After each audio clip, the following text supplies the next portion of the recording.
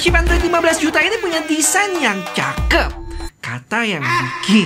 Our unique hardware design language. Tapi menurut gua, aneh gak sih? Terutama punya banyak tompel-tompel yang berantakan. Terus dengan harga yang belasan juta ini, apakah worth it dengan spek yang dikasih? Atau cuma jadi raja gimmick yang penting beda? Yuk kita bahas. Tapi sebelumnya kita unboxing dulu ya, yang pengalamannya selalu beda di HP Nothing ini. Jadi di sini kita dapat hadiah juga. Pertama ada earphone yang nggak gue buka lah ya, biar dijualnya lebih gampang. Habis itu ada botol minum yang unik nih, berwujud kaleng gitu dengan tulisan bir 5,1%. Dan bukanya mesti diputer gini. Terus inilah santapan utama kita. Di kiri atas ini kayak logo distributor yang merupakan member dari Era Jaya Group loh. Cara bukanya tinggal ditarik aja pil merah di sini. Lanjut, di dalam ada case transparan yang bolong-bolong berantakan. Terus kabel chargeran Type-C to Type-C yang transparan juga. Kertas-kertas yang jarang dibaca dan SIM ejector. Terakhir, ini dia HP-nya. Pas dinyalain langsung disambut sama Nothing OS 3.0 berbasis Android 15 ya. Banyak banget yang pengen gua share ke kalian tentang OS di HP ini. Nanti ya di belakang. Habis itu setup kayak biasa, registry sidik jari, pengenalan fitur-fitur yang nanti juga bakal gue jelasin. Dan setelah kelar, gue cek bloatware-nya cukup minim nih. Lebih banyak malah app-app Google-nya sendiri. Yang kalau gue cek storage-nya udah kemakan 24GB dari total 512. Habis itu langsung diminta update software cukup gede sekitar 2GB-an. Impresi gue sama HP ini, ciri khas HP Nothing banget yang selalu pengen terlihat beda. Tapi kali ini kejauhan gak sih? Buat yang sedikit ada ke OCD-OCD-an, lensa telefotonya itu loh yang bikin pengen disentil mentah aja. Cuma menariknya lensa periskop yang biasanya cukup tebal, tapi di sini malah lebih tipis dibanding kedua lensa lainnya. Mungkin sengaja taruh di pojok biar bisa lebih melesek ke dalam. Selebihnya ya mirip-mirip kayak desain Nothing sebelumnya, kecuali sekarang udah nggak ada lampu joget-joget lagi ya, yang diganti sama tompel gede di sini. Jadi dia itu layar plus ada tombol juga buat navigasiin tompel gede tadi. Detailnya sabar ya, nanti kita kulik lebih jauh. Untuk material dia dari kaca, berframe aluminium dengan perlindungan layar Gorilla Glass 7i. Punya bezel yang simetris di keempat sisinya dan dapat screen protector bawaan. Di sebelah kanan HP ini ada power button dan tombol tambahan yang dinamain Essential Key. Yang kalau kita pencet sekali, dia bakal nge-capture screen. Kalau tahan, bakal record voice, dan pencet 2 kali bakal ke tempat di mana capturean screen sama record voice tadi disimpan. Terus nanti ada AI yang bakal menganalisa apa yang kita simpan di sini. Misalnya, pas record voice tadi, kita bilang, "Ingetin gue lengkapin script Nothing Phone 3 hari ini. Sama jangan lupa keluar buat tes kamera." Nanti sama AI-nya dianalisa dan otomatis dibikin task gitu. Terus lanjut di sebelah kiri ada volume button, di atas speaker sama mic, dan di bawah speaker lagi, port Type-C, mic, dan dual SIM slot card yang nggak bisa tambah memori. Feel genggamnya sih kayak HP-HP zaman now lah ya, boxy dengan tebal 8,99 mili dan berat 218 gram. Oke, lanjut kita ke spesifikasi, tapi yang penting-penting aja. Punya layar 6,67 inch AMOLED dengan peak brightness-nya itu 4500 nits. Habis itu performance-nya pakai chipset Snapdragon 8S Gen 4. Bukan chipset flagship, tapi lebih ke flagship killer kali ya. Sama kayak yang dipakai Poco F7 dan iQOO Neo 10. Yang kalau gue bandingin skor Antutunya mirip-mirip, sama-sama di 2 juta kecil.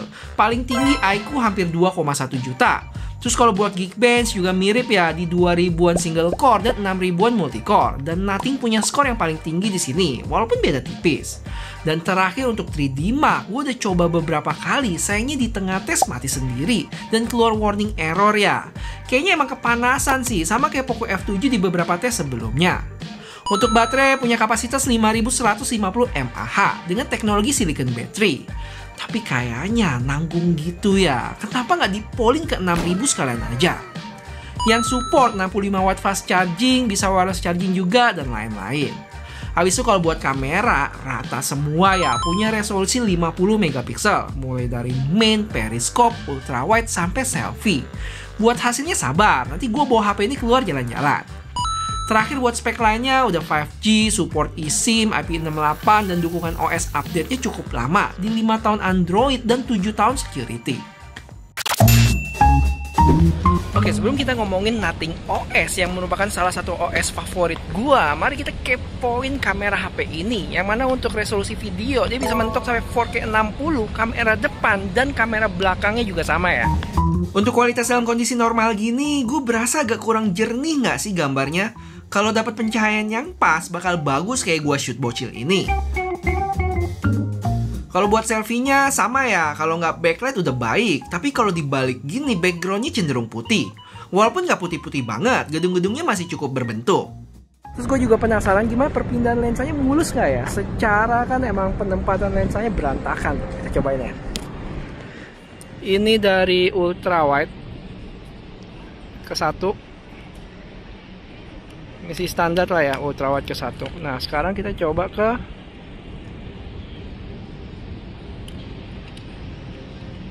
masih oke lah, ada berasa patah tapi nggak sejauh yang gua kira sih.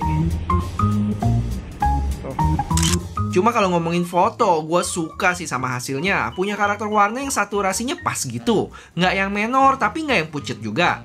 Belum lagi buat foto portrait, objek orangnya tajam-tajam hasilnya. Ini nilai plus banget, emang udah setara flagship. Terus HP ini bisa shoot makro ya, tapi pakai lensa periskop. Yang kalau dilihat kurang tajam nggak sih? Kayaknya fokusnya kurang dapat gitu di beberapa foto ini. Kalau buat foto selfie, gue juga cukup suka ya. Hasilnya lumayan tajam nih, dynamic range juga bagus. Oke, sekarang mari kita bahas layar di belakangnya yang menyamar di tombol bulat ini beserta tombolnya. Bisa apa aja? Pencet sekali buat lihat ada menu apa dan tahan buat pilih. Misalnya di sini kita bisa tampilin jam, baterai, terus ada stopwatch juga. Dan bisa jadi kaca juga buat kita selfie pakai kamera belakang. Buat lucu-lucuan kayak sweet Jepang juga ada sih. Sama puter botol buat yang biasanya bingung siapa yang mesti bayar tagihan. Dan lain sebagainya. Yang mana menu-menu yang muncul tadi ada settingannya ya. Bisa kita atur urutannya sampai kalau nggak mau ditampilin juga bisa. Selain itu tombol gede ini atau yang nama kerennya Glyph Interface juga bisa nampilin notif. Jadi center juga sampai keluar timer buat kamera. Macam-macam sih kegunaannya. Terus pertanyaannya, apakah ini gimmick? Bisa jadi ya, mungkin dalam 1-2 bulan lagi udah nggak kepake kali. Tapi di sisi lain bisa jadi bahan yang buat menarik perhatian kalau kita kasih lihat ke teman, ya nggak? Oke guys, udah gelap nih. Gua mau cari makan dulu, habis itu tes slow live. Dan biar modal gua beli HP 15 juta ini nggak sia-sia, boleh bantu like video ini ya, dan subscribe juga buat yang belum, biar makin semangat bikin videonya nih. Thank you.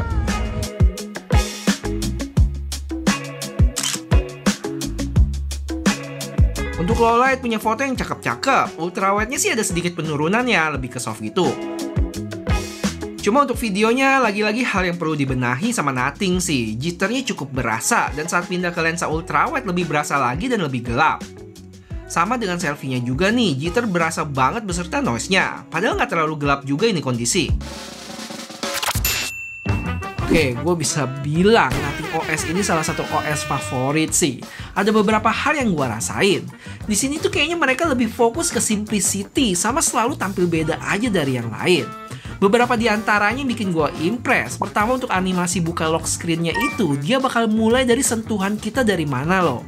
Kalau misalnya dari power button juga mulai dari sana, beserta pas nge-lock juga. Kalau kita ke control center juga jarang-jarang nih bisa lihat menu silent, vibrate sama ringnya jadi satu. Unik banget.